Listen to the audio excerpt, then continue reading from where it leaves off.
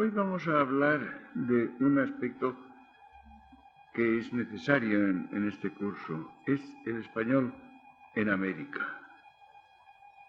Naturalmente se podrían haber elegido muchas figuras, pero he preferido hablar de Bernal Díaz de Castillo, figura que es particularmente interesante por muchos aspectos y que es de los ejemplos más claros de lo que es la situación del español en América y de la relación con España, la visión de España.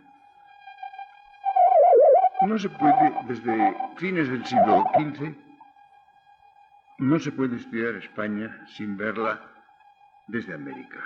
Naturalmente se la puede ver en una perspectiva puramente americana, pero aquí me refiero el punto de vista de los españoles que van a América.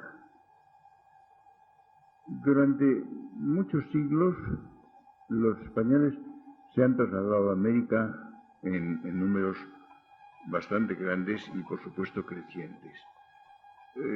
Últimamente no, últimamente muy pocos, pero durante mucho tiempo, no ya a raíz del descubrimiento o de la conquista, sino hasta muy entrado el siglo XX, ha habido una emigración, como saben ustedes, a América considerable, que ha ido cambiando de tipo de personas, de propósitos, de regiones. Como saben ustedes, por ejemplo, la emigración reciente ha sido predominantemente gallega, en segundo lugar asturiana. En la Argentina se llama gallegos a los españoles, sin más, de cualquier parte que sean. Pero en cambio, la emigración antigua no lo fue. La emigración antigua fue principalmente andaluza, extremeña, castellana y vasca. Esos son los números mayores de los que se establecen en América en el primer siglo, incluso los dos siglos. Lo interesante es que los españoles que van al Nuevo Mundo se aclimatan pronto. Y muchos de ellos se quedan definitivamente. Otros no, otros van con la idea de volver. Ya veremos, en cierto modo, qué es lo que ocurre con los primeros tiempos, pero algunos van con la idea de volver, otros no, otros ya se quedan. Y lo interesante es que estos que se quedan siguen siendo españoles. Sí, pero son también americanos. Se sienten también americanos. Diría yo que el injerto, ustedes saben que yo empleo esa imagen del injerto para explicar lo que fue la presencia española en América, a diferencia de la América del Norte, los Estados Unidos o Canadá, en que lo que hay es un trasplante de europeos que se establecen en América, en tierra americana, en suelo americano, que no tienen nada que ver con los territorios a que llegan, aparte de la realidad física, que constituyen sociedades puramente europeas. Es el caso de los ingleses, o de cierto modo holandeses, los franceses también en Canadá. En cambio, los españoles y los portugueses no. Hacen un injerto, es decir, introducen un elemento distinto en las sociedades existentes que quedan modificadas, quedan alteradas. Ahora bien, el injerto afecta también a los injertadores. Es decir, esa modificación que se produce a los habitantes de América al recibir el injerto español, se produce también en los españoles que se establecen allí. Es decir, van a ser distintos, son una variedad original y con la que hay que contar. Si ustedes piensan luego en lo que pasa más tarde, los descendientes de esos españoles son criollos, los que se llaman criollos puros o, en número todavía mayor, mestizos de los españoles y los habitantes originarios de los indios, nacidos en América ya, y que serán otra variedad distinta. Es decir, una cosa son los españoles establecidos en América y otra son ya los descendientes de ellos, los criollos, o mestizos, repito, nacidos ya en América. Y estos se van transformando poco a poco a medida que pasan las generaciones hasta llegar a lo que es la Hispanoamérica actual, que se entendería mucho mejor, yo creo, de lo que se entiende si no se perdiera o se oscureciera la memoria histórica, si se tuviera presente cómo se ha constituido esta realidad social hispanoamericana. Tengan ustedes presente que en algunos países, no en otros, pero en algunos países, las aportaciones posteriores han sido no solo españolas. En algunos países no, en algunos países hay el sustrato indígena más los españoles o descendientes de ellos. Y en cambio hay unos cuantos países en los cuales, sobre todo ya en el siglo XIX, hay aportaciones europeas y no europeas.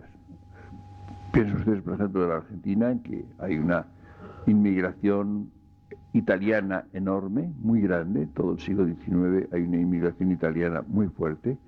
La española y la italiana son las más importantes, pero además hay de otros países, hay también de origen germánico, polacos, judíos de varios lugares, luego sirio-libaneses, es decir, hay una... En cambio, en un país como México, no. México realmente tiene muy poca inmigración que no sea española. O el Perú también pasa algo parecido, ¿no? De modo que, como ven ustedes, hay muchas diferencias. Hay luego los países que lo que tienen es una aportación negra, africana, importante, el Caribe, sobre todo, el Caribe, o en el Brasil, en fin, la parte no española, el Brasil es muy fuerte. En cambio, en el resto de Hispanoamérica es pequeño este factor. Como ven ustedes, hay que tener presentes muchos factores y muchas diferentes combinaciones étnicas y sociales que determinan la configuración de la América hispánica. Pero aquí ahora lo que me interesa en este momento no es tanto esto como la visión y la función que representan en América estos españoles que son plenamente españoles. Y la figura que me parece más representativa es Bernal Díaz del Castillo.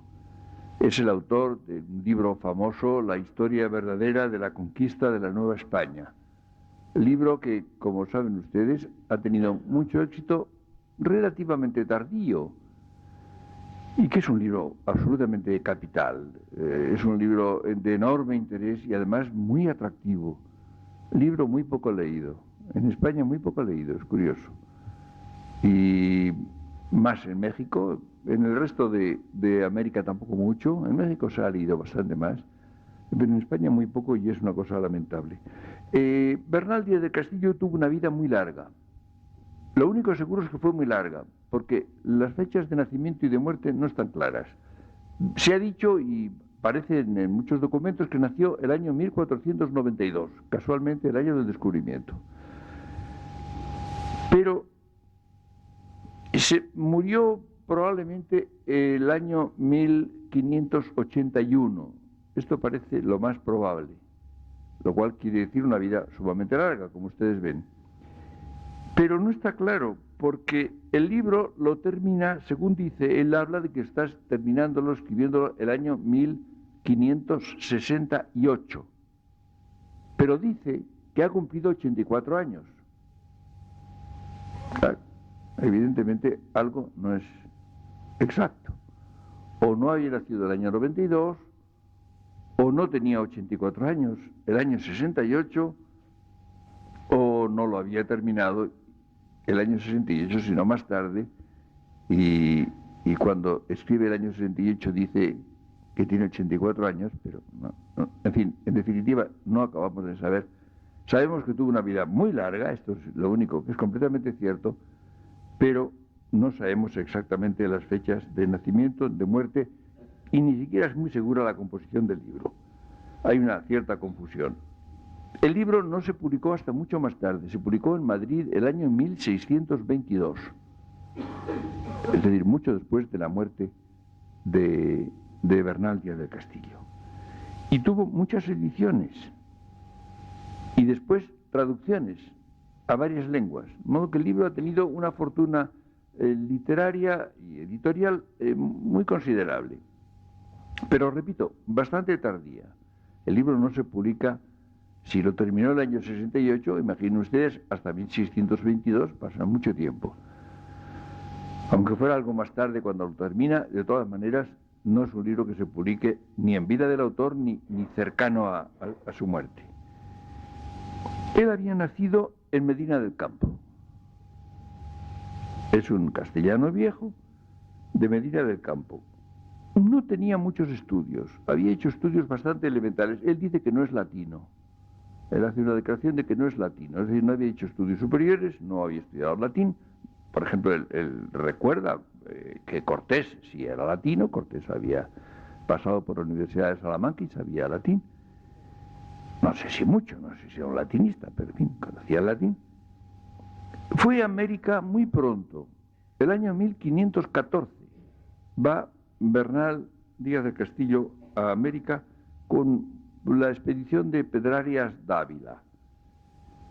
Estuvo en Cuba, estuvo en México antes de la expedición de Cortés, y después, cuando Cortés hace ya la campaña de México, fue uno de los 450 soldados que van a México con Cortés. No olviden ustedes, es algo absolutamente increíble que Cortés conquistara el enorme imperio azteca con 450 hombres.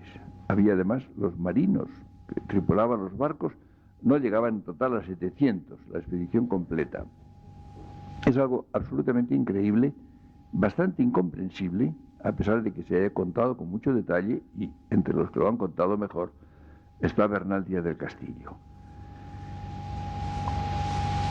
Luego, cuando escribe su libro, dirá que de estos 450 quedan vivos 5. Lo cual es un dato bastante curioso. Bernal volvió a España 2 veces. En el año 1540 volvió a España y en 1550 otra vez. Pero luego vuelve naturalmente a México y se establece, entonces forma parte naturalmente de la misma realidad política y administrativa, en Guatemala, en Santiago de Guatemala, donde fue vecino y se presenta en su libro como vecino y regidor. El padre había sido regidor en Medina del Campo. El libro lo hace Bernal Díaz del Castillo, disculpándose de que es un hombre poco culto, de que no tiene estudios superiores, etc. En cierto modo es un libro en que polemiza con López de Gómara.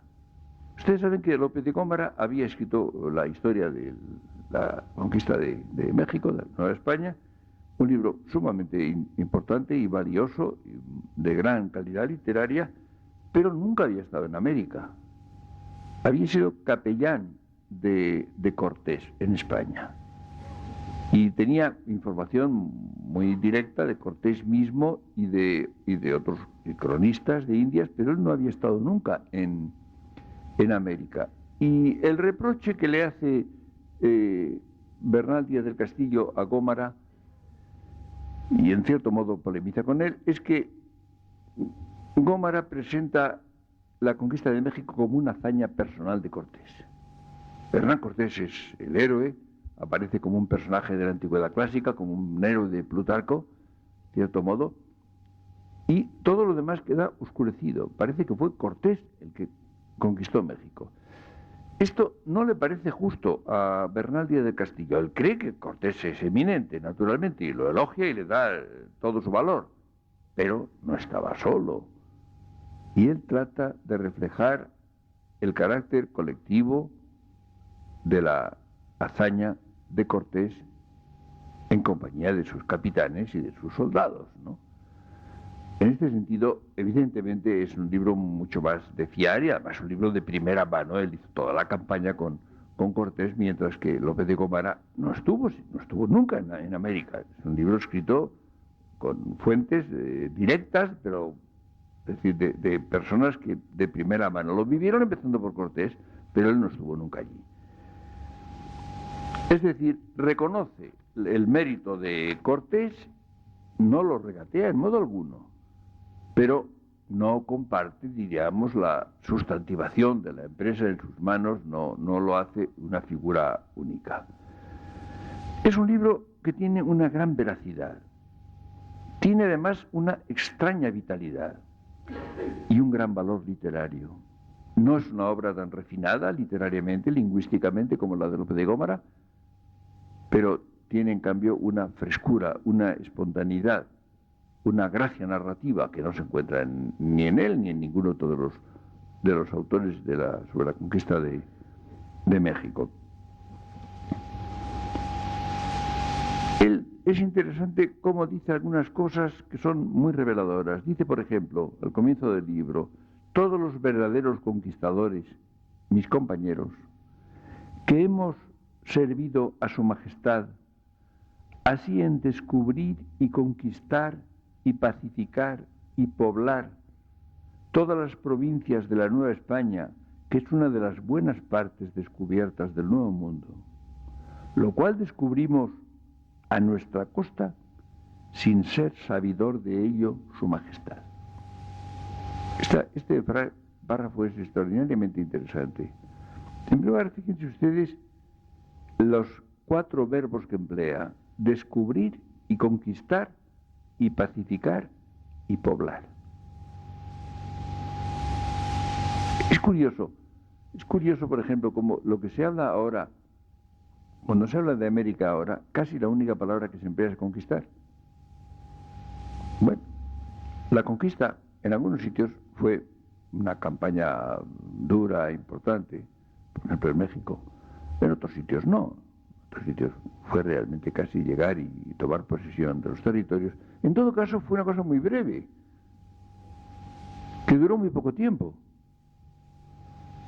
Es decir, lo más importante fue primero el descubrimiento, que es naturalmente la clave de todo lo demás, ¿no? Y la condición de todo lo demás. Después hay, en unos sitios sí, en otros no, en unos sitios más, en otros menos, la conquista. Pero luego había los otros 2 verbos: pacificar y poblar. Es decir, establecer las sociedades nuevas que se constituyen. Él lo tiene muy presente. Pero además algo muy importante. Dice, lo cual descubrimos a nuestra costa sin ser sabidor de ello su majestad. Es decir, Carlos V no sabe nada de esto. No olviden ustedes eso. Es decir, las expediciones españolas a América no fueron del Estado, no fueron expediciones militares de un ejército español, ni era la flota española, no era eso.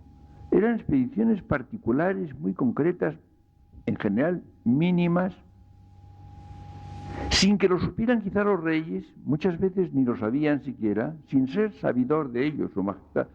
Pero en nombre del rey.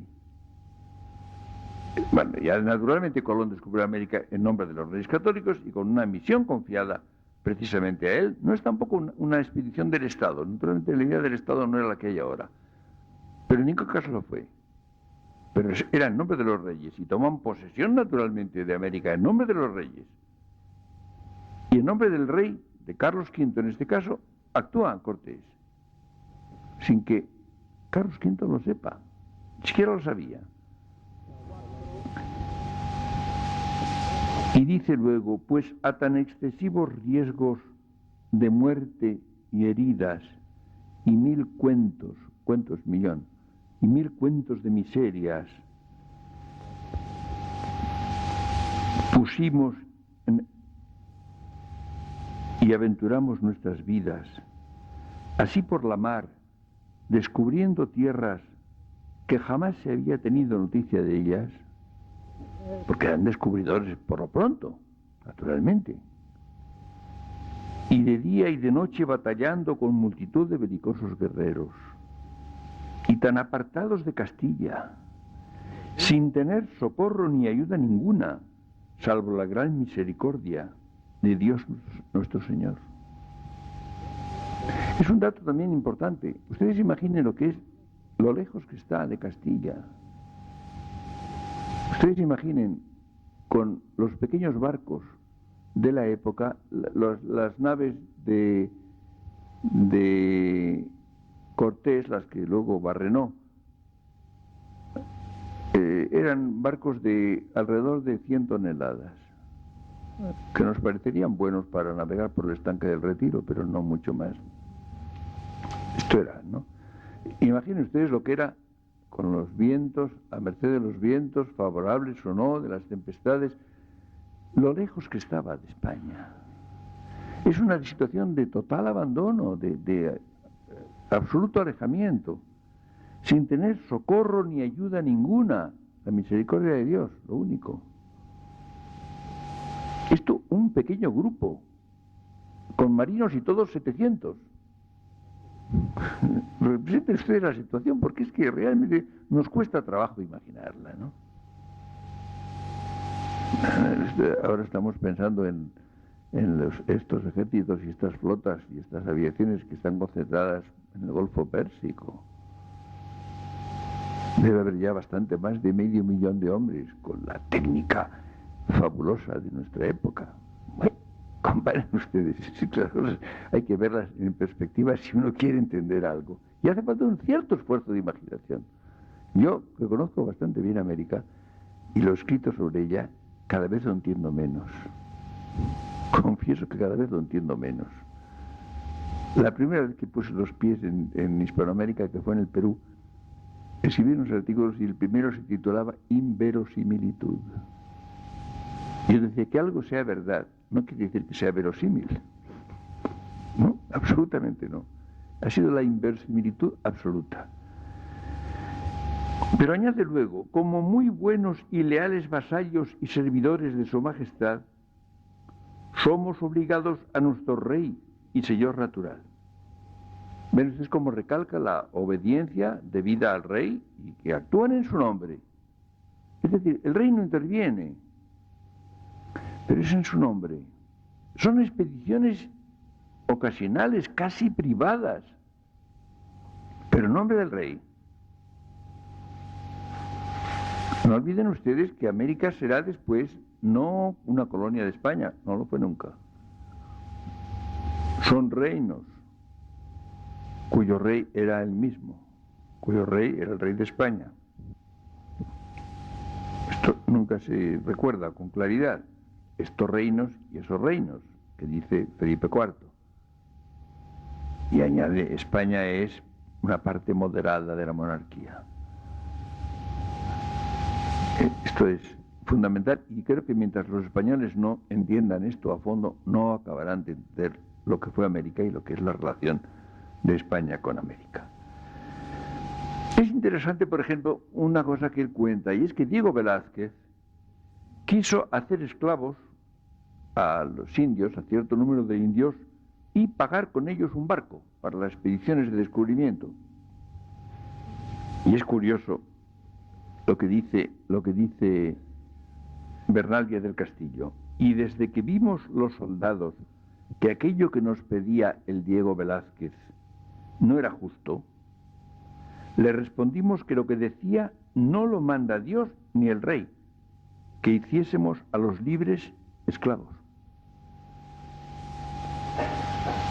No está mal, ¿no? Pero añade, y desde que supo nuestro intento, dijo que era mejor que no el suyo, en ir a descubrir tierras nuevas que no lo que él decía. Y entonces nos ayudó con cosas para la armada. De modo que ven ustedes, la objeción que hacen los soldados es que no es justo hacer esclavos a los libres y que eso no lo manda ni Dios ni el rey. Y todavía, quizá es todavía más interesante que Diego Velázquez da su brazo a torcer y dice que tienen razón y rectifica. La cosa es bastante interesante. Hay un episodio, por cierto, en el libro que es muy extenso, el libro es muy grande, hay un lugar en el cual cuenta que hacen esclavos, los soldados de Cortés hacen esclavos, ocasionalmente y en cierto número. Pero es curioso, tiene cuidado de advertir que son esclavos de los aztecas, no hombres libres. A los libres no los hacen nunca esclavos. Pero hacen esclavos, es decir, toman esclavos que eran esclavos de los aztecas, porque la esclavitud existía naturalmente entre los indios. No faltaba más, muchísima, ¿no? Es también interesante. Lo cuenta también porque tiene una veracidad extraordinaria. Cuenta lo bueno y cuenta lo malo. Y él tiene conciencia de que ha habido un elemento religioso muy particularmente valioso. Dice, la conversión de tantos cuentos de ánimas que se han salvado y de cada día se salvan, que de antes iban perdidas al infierno. No olviden ustedes que entonces se tenía la idea de que la salvación dependía del bautismo, de entrar en la iglesia. Ha habido una idea que no es una idea religiosamente justificada en el cristianismo, pero que ha tenido mucha vigencia, que era que el que no era bautizado, el que no estaba en la iglesia, no podía tener salvación, no podía gozar de la gloria. Esto se creía comúnmente, hoy no lo diríamos, no lo pensaríamos, nadie lo piensa en la iglesia, pero entonces sí, y entonces por tanto había la urgencia, la preocupación de salvar las almas, de bautizar, de convertir al cristianismo y bautizar a los que no conocían la religión cristiana para que pudieran tener la gloria eterna. Conviene que vean ustedes, hay un texto también sumamente curioso que cuenta, hay un momento en que habla de que los jefes indios, que están en relación muy buena con los españoles, que les han llevado a unas doncellas distinguidas, hijas suyas, para que se casen con españoles y para tener descendencia de los españoles, a quienes encuentran admirables y muy importantes, entienden y creen, dicen, que ese Dios y esa gran señora, la Virgen, son muy buenos y que el tiempo andando entenderemos muy más claramente vuestras cosas y veremos cómo son y haremos lo que es bueno. Pero ahora, dice, no pueden dejar a los que tantos antepasados han tenido por dioses y que destruirán la provincia con hambres, pestilencias y guerras. Y añade Bernal que el padre de la Merced, que era hombre entendido y teólogo, dice a Hernán Cortés: Señor, no cure vuestra merced de más les importunar sobre esto, que no es justo que por fuerza les hagamos ser cristianos, y aun lo que hicimos en Cempoal, de derrocarles sus ídolos, no quisiera yo que se hiciera hasta que tengan conocimiento de nuestra santa fe. Esto dice el fraile, dice el padre Mercedar. Ven ustedes, la cosa es interesante. Hay un pasaje conmovedor cuando esto de derribar los ídolos, hay un momento en que los indios están convencidos ya de que los ídolos son falsos y de que el verdadero Dios es el de los cristianos que predican los españoles, y están de acuerdo en derribarlos, lo aceptan. Pero piden que sean los cristianos los que los derriben los españoles. Ellos lo aceptan, lo aprueban, pero no hacerlo ellos. Es de una finura, es de una delicadeza extraordinaria y conmovedora, ¿no? Y ven ustedes cómo ha habido evidentemente la evangelización de las Indias, gentes intemperantes, intempestivas, y que no han tenido ningún tipo de consideraciones, pero no fue lo normal. Y ven ustedes, por ejemplo, estos pasajes que les he leído son de una pulcritud extraordinaria. Los jefes indios dicen, sí, es admirable este Dios y esta gran señora, pero vamos a verlo, ya lo vamos a ver despacio y cuando lo veamos claro, decidiremos. Es decir, es una conversión verdadera, naturalmente. Claro, las conversiones automáticas, como la conversión de los 1.000 millones de chinos al comunismo en, no sé si en un año o menos, son bastante problemáticos. Esto es curioso. Y lo de los ídolos, derribarlos, bueno, sí, pero derríbenlos ustedes. No sé, han sido siempre respetados, han sido venerados, no vamos a poner las manos en ellos. O menos ustedes, es de una enorme finura humana. Y este hombre, que no es un intelectual, que es un hombre relativamente poco culto, que es un soldado de Medina del Campo, refleja con una fantástica delicadeza todo esto y lo entiende muy bien. Hay muchas cosas más que son interesantes. El año 1568, según cuenta, escribe esto, en el capítulo 210, si ustedes quieren buscarlo, dice, hace una especie de balance curioso y dice esto: y además de esto, miren los curiosos lectores qué de ciudades y villas y lugares que están poblados en estas partes de españoles, y tengan atención a los obispados que hay, que son 10, sin el arzobispo de la muy insigne Ciudad de México, y cómo hay 3 audiencias reales, y miren las santas iglesias catedrales, y los monasterios donde hay frailes dominicos, como franciscos, y mercenarios, y agustinos, y miren qué hay de hospitales. Y también tengan en cuenta cómo en México hay colegio universal, donde se estudia y aprenden gramática y teología y retórica y lógica y filosofía y otras artes y estudios. Y hay moldes y maestros de imprimir libros, así en latín como en romance. Fíjense ustedes en lo que se llama la destrucción de América. Se destruyeron cosas, claro que se destruyeron, claro, pero pues sobre todo se construyó, sobre todo. Y este balance que hace solamente de México, el año 1568, Bernal, es bastante impresionante. Pero hay el otro lado, hace otro balance también es muy revelador. Dice, de 550 soldados que pasamos con Cortés de la isla de Cuba, no somos vivos en toda la Nueva España, de todos ellos, hasta este año de 1568, que estoy trasladando esta mi relación, sino 5. Que todos los más murieron en las guerras ya por mí dichas, en poder de indios, y fueron sacrificados a los ídolos, y los demás murieron de sus muertes.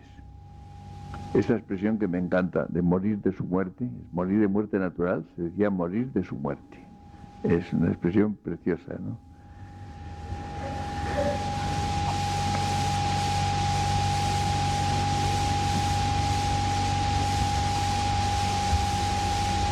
Y los sepulcros, que me pregunta dónde los tienen, digo que son los vientres de los indios, que los comieron las piernas y muslos, y brazos y molledos, y pies y manos, y lo demás fueron sepultados, y sus vientres echaban a los tigres y sierpes y halcones, que en aquel tiempo tenían por grandeza en casas fuertes, y aquellos fueron sus sepulcros, y allí están sus blasones. Y lo que a mí se me figura son letras de oro. Con letras de oro habían de estar escritos sus nombres, pues murieron aquella crudelísima muerte por servir a Dios y a su majestad y dar luz a los que estaban en tinieblas, y también por haber riquezas que todos los hombres comúnmente venimos a buscar. ¿Ven ustedes cómo está todo, no? Hay un pasaje muy conmovedor. Bernal Díaz de Castillo era un hombre muy valiente. Interviene en combates y más combates, está viajando por un territorio difícil y peligroso. No le importa morir. No le importa morir de un flechazo, de un golpe de maza, o lo que sea.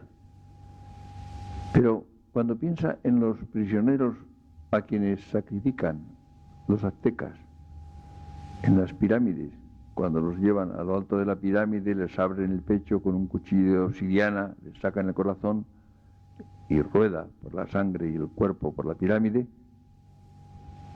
dice que lo horroriza aquella fea muerte. Es la expresión que emplea, aquella fea muerte. Morir en combate no le importa, lo arrostra sin temor, pero aquella fea muerte, esto sí le repugna. Es interesante, y ven ustedes cómo hay una resistencia a ciertas formas de morir, a ciertas... cuando es evidente que compadece a los compañeros, a quienes los han comido, a las partes más atractivas, y las otras han sido para los animales feroces, ¿no? Por ejemplo, las tripas, en fin. Pero esto hay una reacción, bueno, morir sí, pues es morir todo, pero se puede morir de muchas maneras, y unas le parecen aceptables, no digo deseables, pero arrostrables, y otras realmente no. Y va contando más cosas. Dice que de 1.300 hombres de Pánfilo de Narváez quedan vivos 10 u 11. Y los 1.200 de Francisco de Garay, casi todos están muertos. Y todos los 15 de Lucas Vázquez de Ayllón. Es decir, que todo esto era un pésimo negocio. Como saben ustedes, los que iban a América en aquellos años iban a dejar la piel. Es lo normal. Y es con lo que contaban. Pero iban porque tenían espíritu de aventura. Querían hacer hazañas. Querían evangelizar a los indios. Insisten en ello. Y naturalmente no es que lo dijeran, es que lo hicieron. Es que la comunidad cristiana más grande del mundo es la hispanoamericana. Cosa que no ocurrió en otros sitios. Es evidente que otros pueblos que han colonizado otros países no se han ocupado para nada de evangelizarlos. Ustedes piensen, por ejemplo, que las Filipinas es el único país cristiano de Asia, el único. Cuenten ustedes también, evidentemente, Goa, por ejemplo, y Macao, y parte de Timor, que estaban los portugueses. Pero, por ejemplo, en lo que hoy se llama Indonesia, han estado los holandeses durante siglos. No es un país cristiano, es un país primariamente mahometano, con algunas comunidades cristianas, y en la India, y en la Indochina, y en todas partes. Es decir, que era cierto, que era verdad. Y además, dice, con buscar alguna riqueza que comúnmente venimos a buscar los hombres. Claro, ustedes piensen, yo creo